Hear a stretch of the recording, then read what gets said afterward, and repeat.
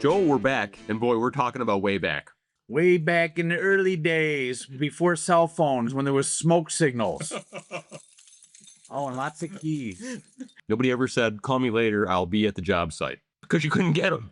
No, yeah, there was no calling anybody. And then customers' phones, yeah, that was interesting. You know, trying to check in to say that you were somewhere when you couldn't get an outside line. And yeah, you'd have your time cards that you had to punch in and out. So why are we bringing those days up to business owners who are operating now? Because it goes with how I was trained on my first night for a new employee and kind of the things not to do. Do tell. You know, way back in the day, like I said, there was not cell phones when we started. Even a lot of the chemicals and equipment that we use back then aren't even used today. But tell me, how do you use a pumice stone and Old Dutch and things like that? I mean, you were expected to know these things before you came to work. Sure. And most people, when they come to work for a commercial cleaning service, they might clean their apartment or their house. But outside of that, commercial cleaning is nothing like cleaning your apartment or your house. And I will jump in there, given the way the legal realm has so much impact on every workspace now. It does. It is so hard to get people who are younger, and by younger, I mean 14, 15, 16, starting a job, that by the time they are 18, 19, 20, or older, that might be their first actual job. It is hard to start people to be trained at that point when you haven't given youngsters the ability to work. Correct. And even, you know, the way that things have changed in the janitorial world, being from New York, like we can't have anybody under the age of 18 work in this industry because they're around chemicals and equipment. And some of the pieces of equipment that we use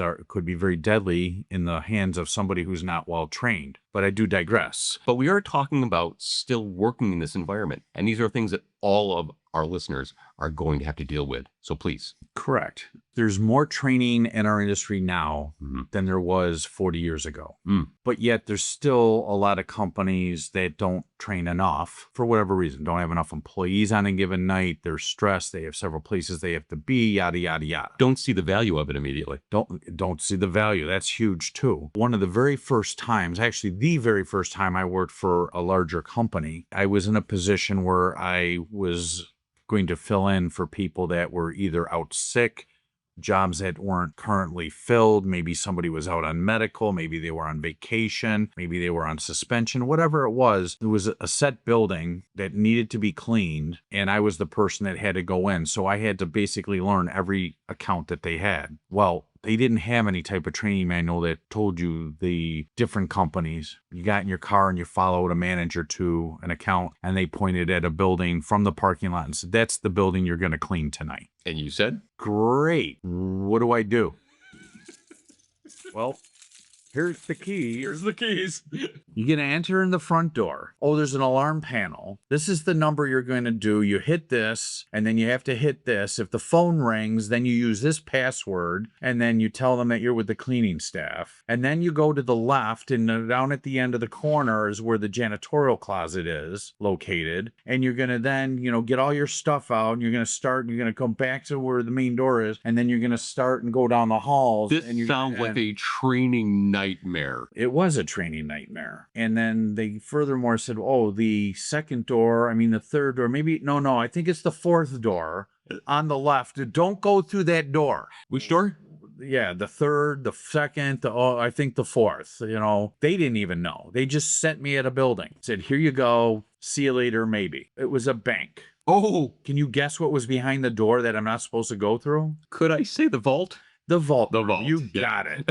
And I have a key for the vault room that I'm not supposed to go in. So I went into the facility, was able to disarm the alarm, you know, with no problem. No phones were ringing. Go to the custodial closet, go to fill up the mop bucket. Yes, I'm that old. Not old mop buckets. And the bottom was rusted out of the mop bucket, so you couldn't put water in it. So how was I going to mop all the floors in there? So I found a towel so that I could get down on my hands and knees and clean the floor that way. High marks for effort, man. I had a lot of effort that night. not very good on results because I wasn't really trained all that well. As I got started and started doing the work, and I go down the hall that I was told, well, maybe it's the second, the third, the fourth door, don't go through it. To this day, I don't know which door I wasn't supposed to go through. I went through one of the doors I wasn't supposed to go through, and I looked in there and go, oh, doesn't look like I'm supposed to be in this room because it was a vault room. It was the vault. So I closed the door and I continued on. Well, what I didn't know and wasn't told was that a silent alarm was attached to that door. Sure. Yeah. It's the vault. Sure. So now you're in a building cleaning by yourself, and all of a sudden you hear, freeze, up against the wall. Yeah, the cops showed up. No, jeez. Who do you work for? It was my first night. I couldn't even remember really the place. I'm scared. I'm nervous. I got cops with guns drawn, all this type of stuff, worried about what's going on. And I don't remember where I work. I said, I'm the cleaner. Well, who's your boss? I don't know. I knew a first name. I didn't even catch the person's last name because it was my first night. Sure. How many people are going to remember a firm? I was just amazed that I found the custodial closet. So what phone number? Where's it? Well, it's over on this road, and I don't know the phone number. And how do you get a hold of it? I don't know. I mean, again, there was no cell phone. Needless to say, they could see I was cleaning the facility. They found out where I worked because I finally calmed down. And obviously they called there. There was an answering service. So the answering service got a hold of somebody. They found out that, yes, that there was supposed to be somebody. They didn't know who was assigned to the building that night. But yes, this was one of our accounts and it was one of our employees. And yes, I was wearing their smock. That's how I was trained on my first night. That night, the manager that dropped me off never came back that night. Don't know if they even got a message to say that there was a problem. And I actually showed up for work the next day because they needed the job.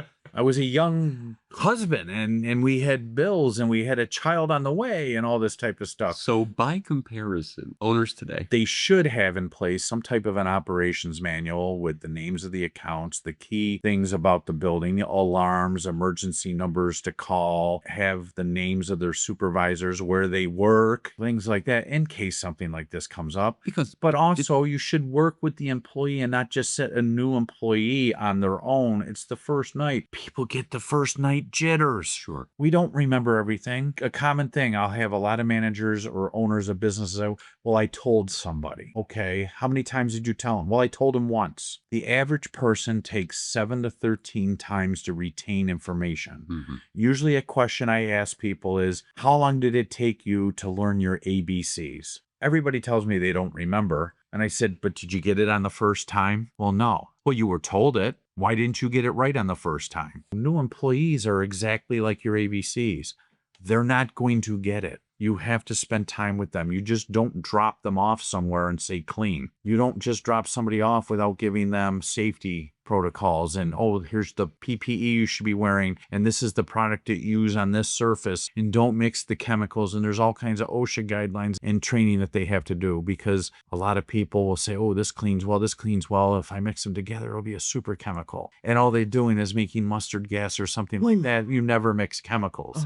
Joel, let's bring that back to what can the business owner do? Considering some of the materials that we have produced specifically for early, direct, simple training techniques. Several of those are on the other side of the paywall. Most of them are very reasonably priced. We have 3 textbooks right now that are behind the paywall for basic cleaning, carpet care, hard floor care that are available for sale. That would be one of the first things that they could do. Another thing is they could reach out to me to either get a customized training program that we can come to their site, or they can even go, there's different classes and certification classes that are available out there, some that I actually teach, that they could go that route as well if they want to go and get certifications for their employees. But as a newer startup business, or one that's under a certain price point that might be a little pricey to start with, and you can work towards that, that's why we have some other options that are available for the newer companies or ones that are struggling to break the $250,000, $500,000 mark. And those books are a fantastic place to start. They have a ton of information in them. They do. Thank you, Joel. You're welcome.